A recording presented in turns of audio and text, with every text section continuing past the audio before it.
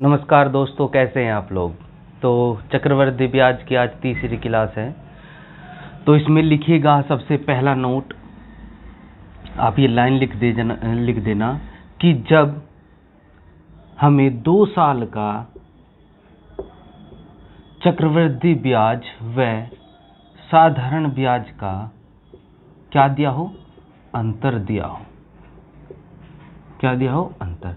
जब भी 2 साल का साधारण ब्याज और चक्रवृद्धि ब्याज का अंतर दिया होगा तो हम उसको एक फॉर्मूले से करेंगे, P = D 100/R का होल स्क्वायर। एक तो ये है, इस फॉर्मूले से आपको करना है, जहाँ P क्या है, प्रिंसिपल मतलब मूलधन, और D क्या है, उनका डिफरेंस मतलब अंतर, R क्या है, रेट यानी के दर। तो 1, 2, 3 ये 3 चीज है। इन 3 में से यदि आपको 2 दे के तीसरा मान पता करना हो तो आप ये फॉर्मूला यूज करेंगे। और कब करेंगे, जब साधारण ब्याज और चक्रवृद्धि ब्याज का 2 साल का अंतर हो। ठीक है, हम इसको फॉर्मूले से तो करेंगे ही करेंगे, लेकिन इसको तरीके से भी करेंगे, किस तरीके से ये किया जा सकता है। तो क्वेश्चन नंबर 1 सबसे पहले देखिए, किसी धनराशि पर 4% की दर से, दर कितनी है, दर दे दी इसने 4% की दर से 2 वर्षों का साधारण ब्याज और चक्रवृद्धि ब्याज का अंतर यानी कि डिफरेंस दिया है इसने 4 रुपये, और वो पूछ रहा है मूलधन बताइए। तो डायरेक्ट आप क्या कर सकते हैं, P बराबर डिफरेंस, फॉर्मूला लगाएंगे, P बराबर D 100/R का होल स्क्वायर। डिफरेंस कितना है 4, 100/R कितना है 4 का होल स्क्वायर। ठीक है, 25 का स्क्वायर हो जाएगा 625, 4 पंजे 20, 4 दूनी 8 और 2 10, यानी कि कितना आ गया 2500 रुपये। तो ये तो है आपका फॉर्मूले से। अगर आप फॉर्मूले में डायरेक्ट मान रख के सोल्व करना चाहते हैं तो आप इसको कर सकते हैं। अब बात करते हैं तरीका, वो भी सीखना आपको जरूरी है। ठीक है, कैसे, ये तरीका जब भी अप्लाई होगा जब हमें R दिया होगा। क्या, जब हमें R दिया होगा कितना, 4%, समय 2 वर्ष तो दिया, 2 वर्ष का अंतर। ठीक है, तो आप पहले क्या करेंगे, दर को लिखेंगे, इसको 4/100 करके 1/ क्या लिख सकते हो, 25 लिख सकते हो। अब अगर 2 वर्ष है तो 25 का स्क्वायर करना, अगर 3 होता तो 25 की क्यूब करना, और मूलधन मान लेना कि हमारा जो माना मूलधन है वो 2 वर्ष है तो कितने मूलधन आ गया, 625 हमारे अकॉर्डिंग मूलधन है। क्लियर है। अब 2 साल कह रहा है तो 2 साल आप ऐसे जाएंगे। ठीक है, इस पर 1/25 के हिसाब से ब्याज लगाएंगे 25, इस पर भी कितना आएगा 25। तो ध्यान दीजिएगा, जो ये लाइनिंग होती है, ये वाली होती है, ये सारी साधारण ब्याज की होती है। ठीक है, अगर केवल 25 एक पहले साल का साधारण ब्याज पहले साल के चक्रवृद्धि ब्याज के बराबर होता है। ठीक है, फिर मैंने कहा था इस पर भी ब्याज लगेगा, तो इस पर ब्याज 25 का 1/25, क्योंकि दर 1/25 चल रही है ना, 1 रुपया। तो क्या ये रहा आपका, ये देखिए ध्यान से, ये पूरी लाइनिंग तो साधारण ब्याज की होती है। तो अगर साधारण ब्याज मैं पता करना चाहूँ तो साधारण ब्याज तो हो गया 50, और चक्रवृद्धि ब्याज टोटल होता है 25, 25, 50 और 1 51। ठीक है, अब वो कह रहा है इनका अंतर दे रखा है। अंतर कितना दे रखा है, इनका अंतर दे रखा है 4 रुपये, और हमारे अकॉर्डिंग अंतर कितना है 1, तो 1 बराबर 4। और कुछ भी पूछे, अब देखिए कई प्रकार के सवाल बन सकते हैं इस पर। वो पूछ सकता है कि सबसे पहले जैसे इसने पूछा मूलधन बताए, तो मूलधन हमने कितना माना था 625, तो 625 की गुना 4 में करके आ जाएगा 2500। ठीक है, इस पैटर्न को क्यों बता रहा हूं, क्योंकि क्या कहता है, इस पर आधारित कई प्रकार से सवाल बनाए जा सकते हैं।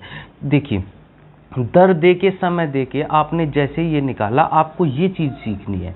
उसने अंतर दिया था तो हमने ये याद रखना, पहली लाइन ये साधारण ब्याज की होती है और ये मिला के फिर बन जाता है चक्रवृद्धि ब्याज। तो साधारण ब्याज केवल सीधी लाइन चलेगी और चक्रवृद्धि ब्याज टोटल होगा। ठीक है, इस पर आधारित मैं कई सवाल कराऊंगा और अच्छे से आपके कंसेप्ट क्लियर होगा। ठीक है, लेकिन ये सीखना जरूरी है। अगर वो साधारण ब्याज पूछता कि इसी दर से इसी समय का साधारण ब्याज बताइए, तो 1 बराबर 4, तो साधारण ब्याज केवल कितना 50, 50 की गुना कर देते 2000, 50 की गुना कर देते 200 आ जाता।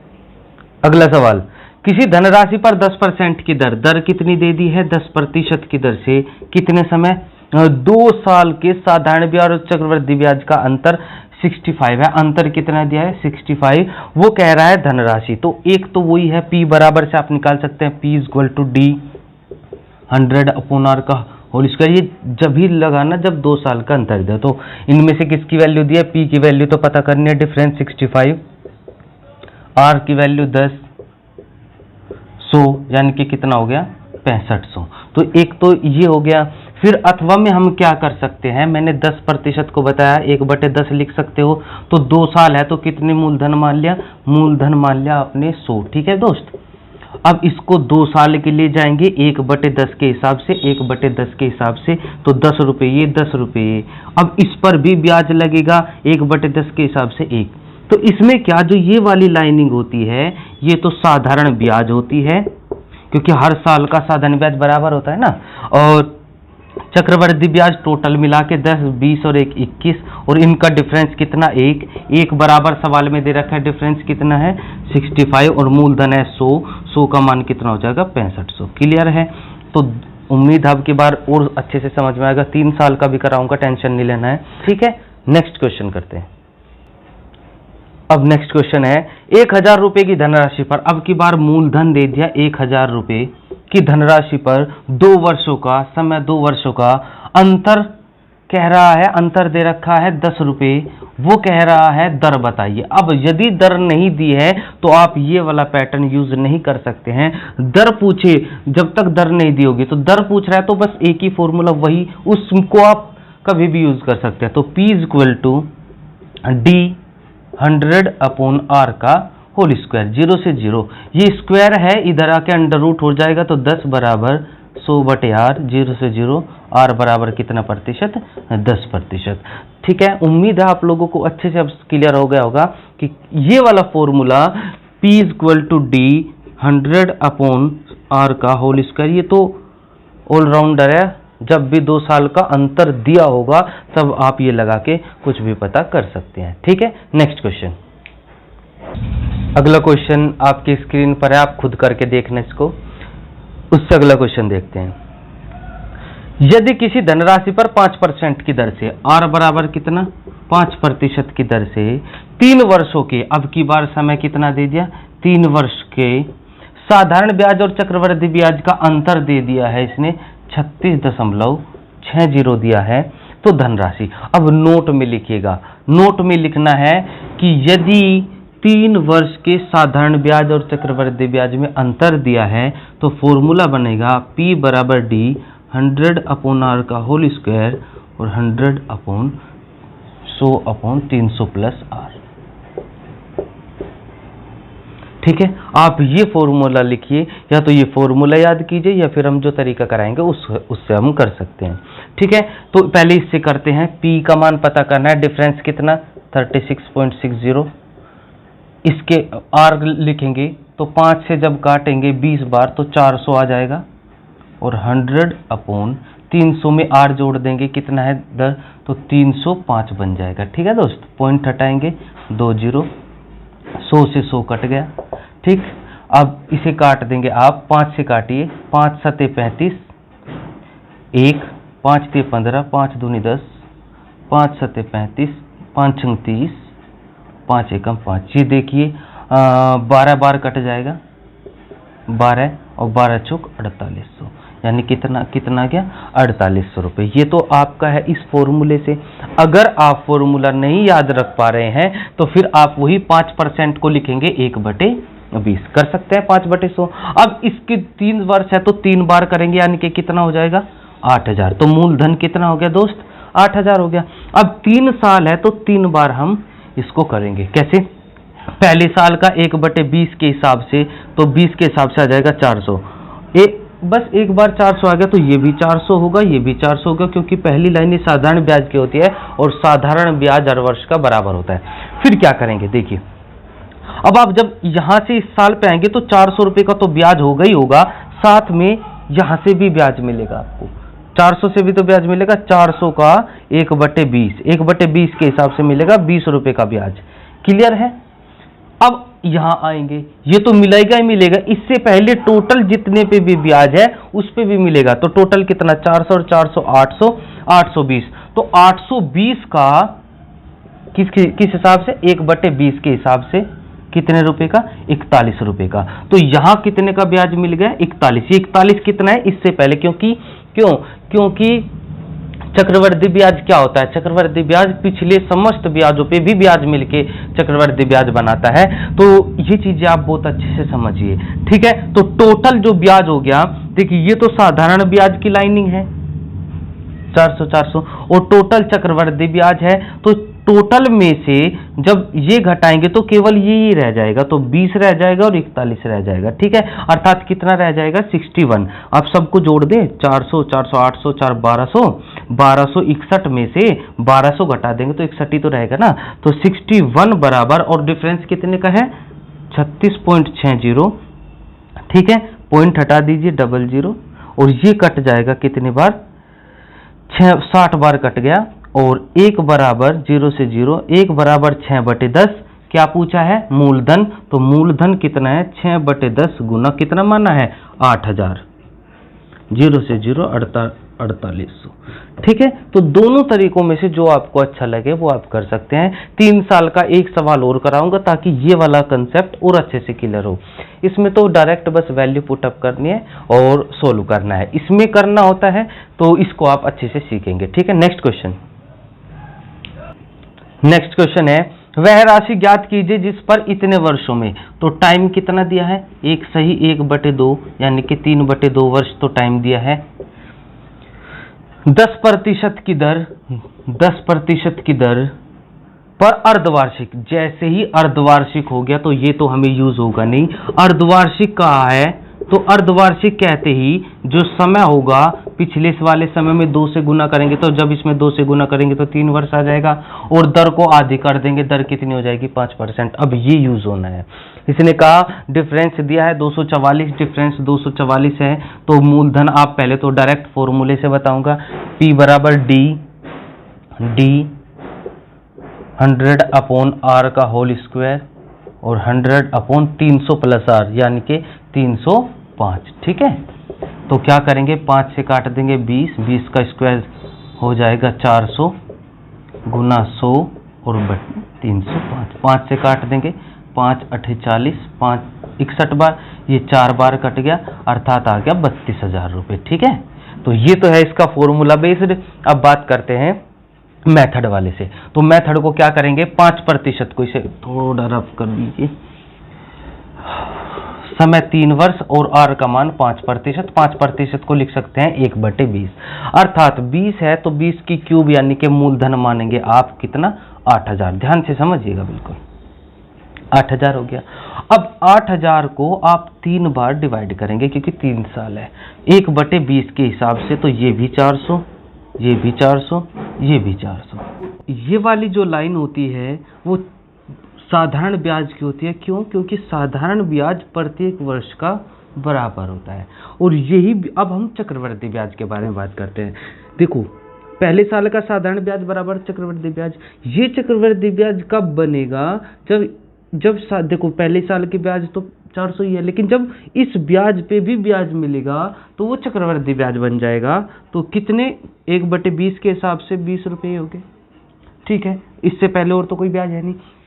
अब हो गया, अब यहाँ आते हैं, यहाँ 400 रुपये तो ब्याज हो गया। अब ये ब्याज जो होगा वो इससे पहले जितने ब्याज हैं उन पे भी ब्याज मिलेगा, अर्थात 400 400 800 820 पे किस हिसाब से, 1/20 के हिसाब से जो ब्याज मिलेगा 41 रुपये का। अब ये भी चक्रवृद्धि ब्याज कहलाएगा।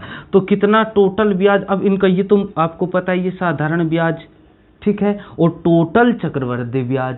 और चक्रवृद्धि ब्याज कितना हो जाएगा, 1261 में से 1200 घटा देंगे तो डिफरेंस जो होगा वो होगा 61। अब 61 बराबर किसके बराबर दे रखा है आपको, 244, 1 बराबर 4, और क्या पूछ रहा है, मूलधन है 8, 8 के गुना कर देंगे, कितना आ जाएगा, 32,000, ठीक है। आपको ये चीज़ अगर कंसेप्ट क्लियर आ रहा है तो मतलब आप आराम से कर लेंगे, ठीक है, अदरवाइज वो तो है ही। नेक्स्ट क्वेश्चन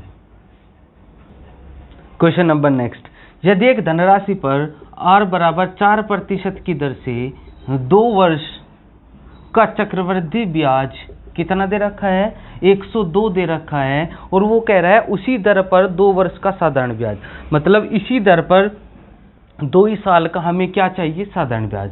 तो देखिए, एक तो आपको पता है क्या, जब R और T दिया हो, साधारण ब्याज का पता करते हैं। साधारण ब्याज तब भी तो पता कर सकते हैं जब मूलधन दिया हो, दर दी हो, समय दिया हो, अपॉन 100 R और T तो दे रखा है, यानी कि मेन मकसद हमारा क्या निकालना है, P निकालना है। तो 2 तरीके दोनों से करा रहा हूँ। सबसे पहले वीडियो में मैंने कराया था जब R और T दिया हो, तो इसको लिखेंगे 1/25, यानी कि 25 है 26, 25 है 26, 625, 676, ये मूलधन होता है, ये मिश्रधन होता है। इनमें से क्या दे रखा है, ब्याज दे रखा है। ब्याज घटा देंगे, 51 का ब्याज आ गया, ठीक है जी। और तीनों में किसके बराबर है, ये 51 बराबर 102, 1 बराबर 2। पहले प्रिंसिपल पता कर लो, प्रिंसिपल हो गया कितना, मूलधन हो गया 625 के गुना 2 में करेंगे 1250 हो गया, मूलधन आ गया। अब ऐसा ही हम निकाल सकते हैं, मूलधन गुना दर, इसी दर से इसी समय और अपॉन 100, ठीक है। 25 पंजे 125, 25 का 100, यानी कि कितने का ब्याज आ गया, 100 रुपये का साधारण ब्याज। तो ये तो एक तो ये तरीका हो गया जो हमने बिल्कुल शुरू में पढ़ा है।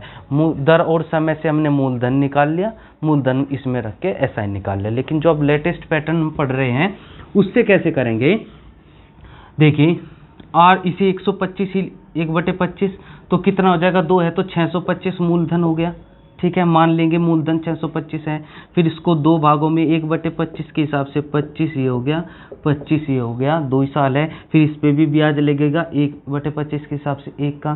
तो अब आपको चक्रवृद्धि ब्याज दिया है, तो ये टोटल होता है चक्रवृद्धि ब्याज 25, 25, 50 और 1, 51 बराबर 102, 1 बराबर 2, और वो कह रहा है इसी दर पर इसी समय साधारण ब्याज। और मैंने कहा था साधारण ब्याज की लाइन ही होती है केवल ये, तो साधारण ब्याज है 25 और 25 50, 50 दूनी क्या हो जाएगा, 100। तो ये डायरेक्ट इसका यूज यही होता है कि अगर आपको ये पूछे कि उसी दर से उसी समय का साधारण ब्याज, तो आप 1 का मान निकाल के इस लाइनिंग को जोड़ दो, जो जो इसमें वैल्यूज है उसका मान साधारण ब्याज होता है। तो ये मेन इसका पॉइंट है। तो दोनों में से जो आपको तरीका अच्छा लगे, जैसा आप सुटेबल समझो उससे आप करिएगा, ठीक है। नेक्स्ट क्वेश्चन, किसी धनराशि का 5% की दर से कितने समय का 2 वर्ष का चक्रवृद्धि ब्याज दिया है, कितना, 246। तो उसी धनराशि का 6% की दर पे, लेकिन अब पूछा क्या है, पूछा है कितने प्रतिशत की दर पे, 6% की दर पे 3 वर्ष का साधारण ब्याज पूछा है। तो इसको हम उससे क्यों नहीं कर सकते, क्योंकि इसने अब की बार नई दर दे दी और नई समय दे दिया। अगर ये कहता उसी दर और उसी समय से, तो हम पिछले की तरह इसको कर सकते हैं। लेकिन अब क्या करना है आपको, तो आपको यानी कि ऐसा चाहिए तो मूलधन चाहिएगा। अब मूलधन आप दोनों में से कोई से भी तरीके से कर सकते हैं, जैसा आपका मन होगा, ठीक है। कैसे, दोनों तरीके से मूलधन निकाल सकते हैं, जैसे मैंने पिछली बार निकाला है। तो पहले निकाल देते हैं, इसको लिखेंगे 1/20, और मैंने कहा था R और T दिया हो तो 20 है कितना, 21, 20 है कितना, 21, 400, 441, CI दिया है, CI होता है इनका अंतर, 41 बराबर किसके, 240 के, और 1 बराबर 6, ठीक है। और हमें चाहिए मूलधन, तो मूलधन कितना आ गया, मूलधन है आपका कितना, 400, ठीक है। ये मूलधन होता है, प्रिंसिपल होता है। तो 6 चौक 24, अर्थात 2400 रुपये आपका क्या आ गया, मूलधन। साधारण ब्याज चाहिए, तो साधारण ब्याज बराबर मूलधन गुना दर गुना समय और बटे 100, ठीक है। 24 × 72 गुना 6, 6 2 12, 6 7 42 और 1 43, तो 432 रुपये का आपका क्या आ गया, साधारण ब्याज आ गया। अगर आप यहीं से या तो इससे मूलधन या फिर वही तरीका 1/20 है, इसको देख लेना, 1/20, तो मूलधन कितना मान लेंगे, 400, 400 को 2 भागों में 1/20 के हिसाब से 20, फिर 20 पे भी ब्याज मिलेगा 1 का, टोटल मिला के 41, 41 बराबर 246, 1 बराबर 6, मूलधन चाहिए ये रहा, तो कितना आ गया, 2400, ठीक है। ऐसे भी आप पता कर सकते हैं। तो तरीके होते हैं, बस आप किसी एक को देख लीजिए, तो दोनों तरीके देख लीजिए, जैसा आपका मन करे। नेक्स्ट क्वेश्चन करते हैं। अब नोट लिखिए, नोट है जब 2 वर्ष का साधारण ब्याज व चक्रवृद्धि ब्याज अलग अलग पता हो। यानी कि हमें 2 साल का साधारण ब्याज अलग से दे रखा और 2 साल का चक्रवृद्धि ब्याज। पिछला सवाल क्या था, जब 2 साल के साधारण ब्याज और चक्रवृद्धि ब्याज में अंतर दे रखा था, उसमें अंतर दे रखा था, लेकिन यहाँ दोनों अलग अलग दे रखे हैं। तो सबसे पहले आप दर निकालेंगे, दर होगा उनका अंतर गुना 200 और अपूर्ण साधारण ब्याज। तो यानी कि अगर हमें 2 साल का साधारण ब्याज और 2 साल का चक्रवृद्धि ब्याज अलग अलग पता हो तो आप दर ऐसे पता कर सकते हैं। ये प्रूफ भी है, बड़ा हो जाएगा, तो इससे अच्छा है कि बस, क्योंकि 2 साल का साधारण ब्याज अलग से फॉर्मूला निकालो, सीआई अलग से, उनको डिफरेंस करेंगे तो यही बनेगा।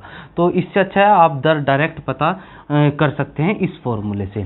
सवाल देखते हैं। सवाल में कहा 2 वर्ष का चक्रवृद्धि ब्याज दे रखा है। क्वेश्चन है 2 वर्ष का चक्रवृद्धि ब्याज दे रखा है कितना, 615, और उसी अवधि का साधारण ब्याज उसी अवधि का मतलब उसी समय का कितना, 600 रुपये। तो मूलधन पूछा है। अब मूलधन तो डायरेक्ट पता नहीं कर सकते, पहले हम पता करेंगे दर।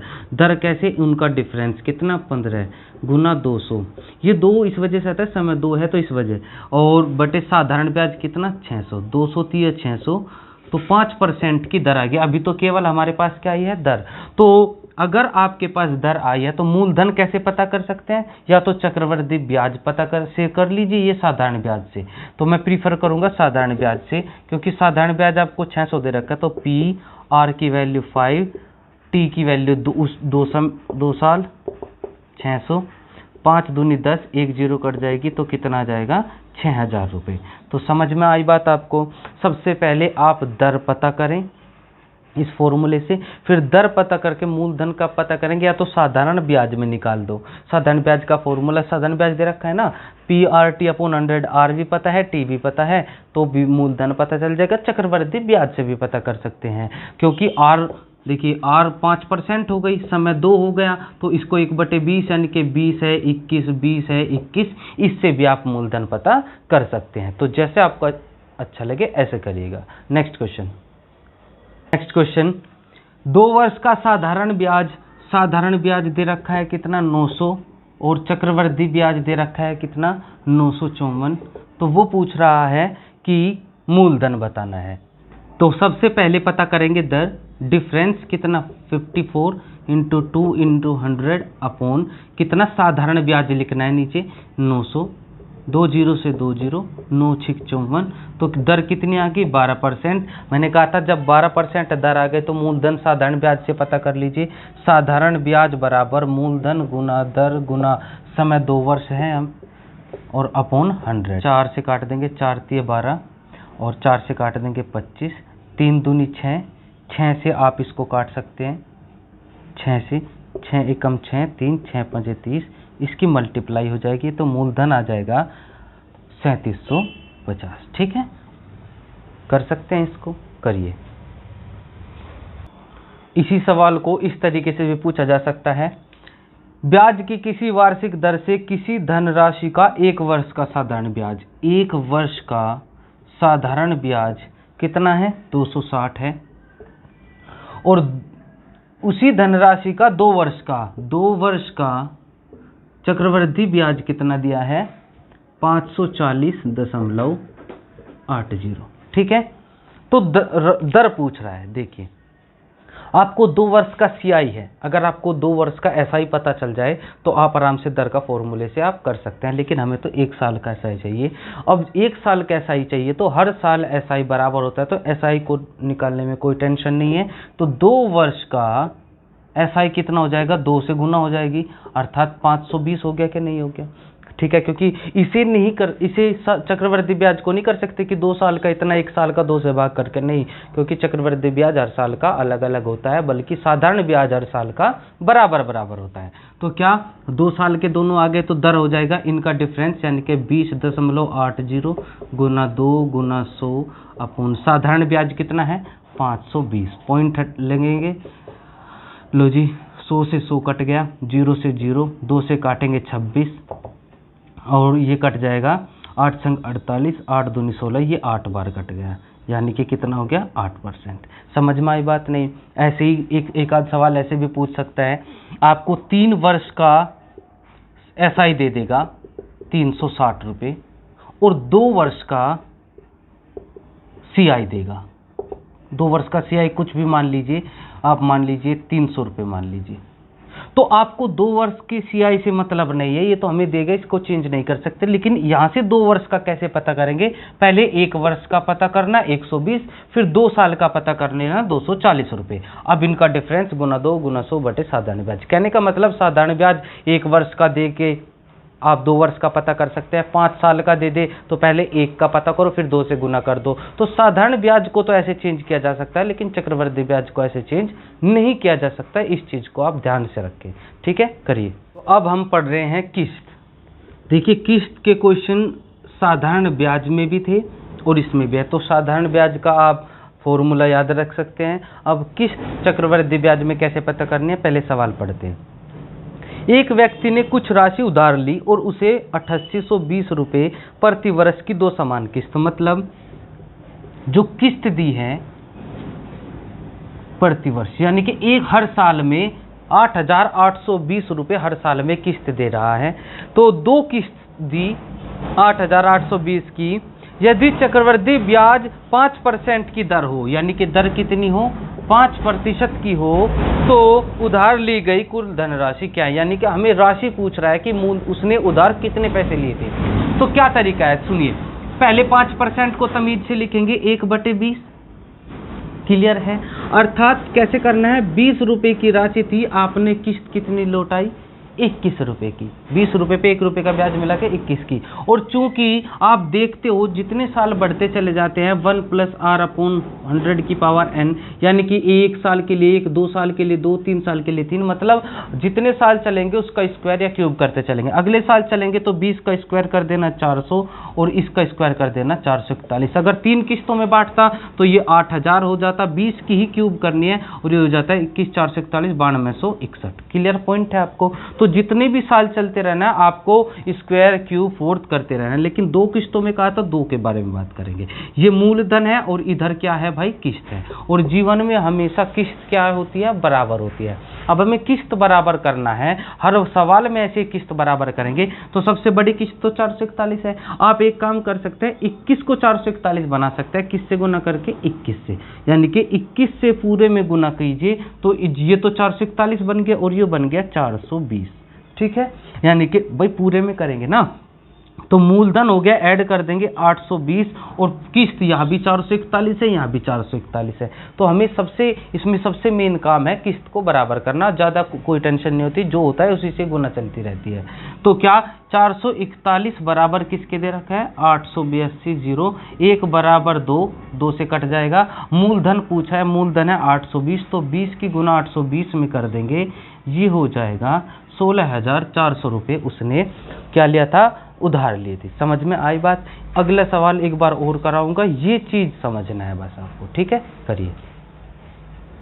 नेक्स्ट क्वेश्चन, कमल ने 6800 रुपये, यानी कि मूलधन कितना 6800 रुपये के रूप के लिए, जिनका ब्याज सहित 2 समान वार्षिक किस्तों में भुगतान किया जाना है, यदि वार्षिक रूप से संयोजित ब्याज की दर, वार्षिक रूप से, कभी कभी ऐसा होगा आपको चक्रवृद्धि ब्याज नाम ना देके आपको कहेगा वार्षिक, ईयरली, यानी कि ब्याज हर वर्ष जोड़ा जा रहा है। तो अगर हर वर्ष कोई ब्याज जुड़ता है तो यानी कि वो चक्रवृद्धि ब्याज देता है। तो पूरी लाइन में देखो, इसने चक्रवृद्धि ब्याज कोई नाम नहीं दिया, लेकिन तीसरी लाइन में इसने लिख रखा है यदि वार्षिक रूप से संयोजित ब्याज की दर हो। वार्षिक रूप से मतलब चक्रवृद्धि ब्याज है, ठीक है? तो यानी कि दर बराबर कितना है, 25/2। अगर ये एग्जाम में आ गया और आपको ये चीजें नहीं समझ में आई तो आप इसमें देखते रहोगे कि ये चक्रवृद्धि ब्याज की किस्त वाला सवाल है या साधारण ब्याज की है, तो आप इसे साधारण ब्याज से ना कर दे। तो इसी वजह से एक चीज आपको याद रखनी है, वो चक्रवृद्धि ब्याज ना लिख के वो लिख सकता है यदि वार्षिक रूप से, ईयरली, ठीक है? तो इसको तमीज में, तो वो पूछ रहा है प्रत्येक किस्त का मान पूछ रहा है, तो पहले इसे लिखेंगे तमीज से 25 चौका 100 यानी कि 1/8। तो क्या लिखेंगे, 8 है 9, अगले साल चलेंगे, दो बार 2 किस्त का इसने, 8 है 9, अब 8 का स्क्वायर करेंगे 64 है 81, ठीक है 2 साल होगा। अगर 1 साल होती तो 8 8 64 8 512 हो जाता, 9 9 81 नंबर 729 हो जाता। ठीक है, समझ में आ रही है बात। अब हमें ये तो मूलधन होता है और ये किस्त होती है। अब किस्त तो हमेशा बराबर जाती है ना, तो ये 81 रुपये है, तो 81 को तो 9 नहीं कर सकते वरना 9 से भाग करना पड़ेगा, तो भाग ना करके हम गुना कर देते हैं ऊपर कितनी की, 9 की। तो 9 9 81 हो गए बराबर, इसकी यहाँ भी गुना होनी है यानी कि 72। तो फिर इनको ऐड कर देना है, ये तो मूलधन हो गया। और किस्त प्रत्येक कितनी की चल रही है, 81 की। कभी इन्हें भी जोड़ दो, ठीक है। तो किस्त तो केवल एक एक चलेगी ना, उसमें से इसने कहा है मूलधन दे रखा है, तो 136 बराबर 6800, 1 बराबर 6800 बटे 136। 68 से देखो 2 बार कट जाएगा, तो और 2 से ऊपर कट जाएगा 50 बार, 1 बराबर 50। तो किस्त पूछ रहा है, किस्त कितनी है 81, 81 की गुना 50 में हो जाएगी 4050 की किस्त आ गई। तो ये चीज आपको देखनी है ध्यान से, जैसे ये किस्त 81 है तो ऊपर भी ऐसे बनेगा। सीधी सी बात है भाई, 3 है 4 तो 9 है 4 चौक 16, तो 4 का स्क्वायर करके आना तो ऊपर 4 की गुना होगी, बस ये करना है। और क्या दिक्कत आ गई। नेक्स्ट इसे देख लीजिए, करिए। अगला क्वेश्चन है किस्त पर आधारित, आप खुद करके भी देख सकते हैं। तो R बराबर 10% है और 21,000 रुपये का ऋण ले रहा है। कितने का ऋण ले रहा है, 21,000 रुपये का। वो पूछ रहा है हर वर्ष के अंत में उसे बराबर कितनी राशि देनी होगी, 2 वर्ष का करना है। तो 2 वर्ष का अगर करना है तो इसको लिखेंगे 1/10, अर्थात 10 है 11, 10 है 100 है 121, स्क्वायर करेंगे ना। अब 121 है तो इसमें 11 से गुना करनी पड़ेगी, तो ये हो जाएगा 110, जुड़ के आ जाएगा 210। किस्त 121 की चल रही है, ठीक है। तो इनमें से किसका मान दे रखा है, मूलधन, यानी कि 210 बराबर 21,000, 1 बराबर कट जाएगा 1 बराबर 100।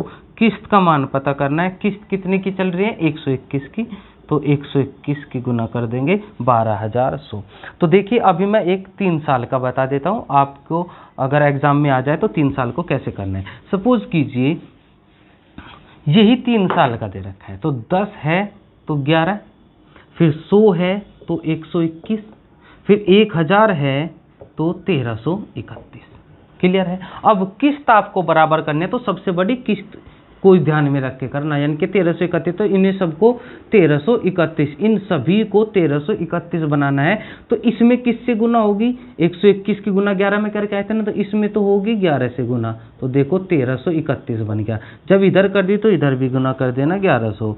ऊपर किससे गुना होगी, 121 से होगी, तभी तो बनेगा। तो ये हो जाएगा 1210, ये भी 1331, ये भी 1331, ये भी 1331। समझ में आ रही है। अब इनमें से इन्हें सबको ऐड कर देना, मूलधन बन जाएगा किस्त 1331 की। जिसका मान कहेगा उसको इसके बराबर रख देना है। एक बार और समझिए, अगर समझ में नहीं आ रहा है। सपोज कीजिए 5% की दर है, 5% को लिखेंगे 1/20, 20 है 21, 400 है 441 और 8000 है 9261। तो सबसे बड़ी 9261 क्या चाहिए, 441 की गुना 21 में करके तो आएगा, यानी कि इसमें 21 की गुना करो, इसमें भी 21 की गुना हो जाएगी।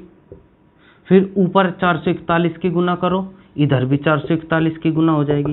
क्लियर है ना। तो ये किस्त का पैटर्न है, क्योंकि कई सवाल कई टाइप ऐसे हैं जो साधारण ब्याज में भी है और चक्रवृद्धि ब्याज में भी है। सेम पैटर्न है, बस एक शब्द का खेल होता है कि वो चक्रवृद्धि ब्याज है और ये साधारण ब्याज कहेगा। तो दोनों के तरीके अलग अलग हो जाएंगे, ठीक है। तो आज के लिए इतना ही रखते हैं। इस वीडियो को भी आप अच्छे से पढ़िए, 3 वीडियो हो गई है। तो अगली वीडियो लास्ट वीडियो होगी चक्रवृद्धि ब्याज की, जिसमें अल्टीमेट क्वेश्चन हो गया, यानी कि सबसे लास्ट की वीडियो जो होती है उसमें मैं टॉप लेवल के यानी कि जो टफेस्ट क्वेश्चन होते हैं उनको रखता हूँ, ठीक है। तो आप अच्छे से बेसिक क्लियर करके पढ़िए, आराम से पढ़िए, ठीक है। मिलते हैं नई वीडियो में। सी यू, टाटा बाय बाय, जय हिंद।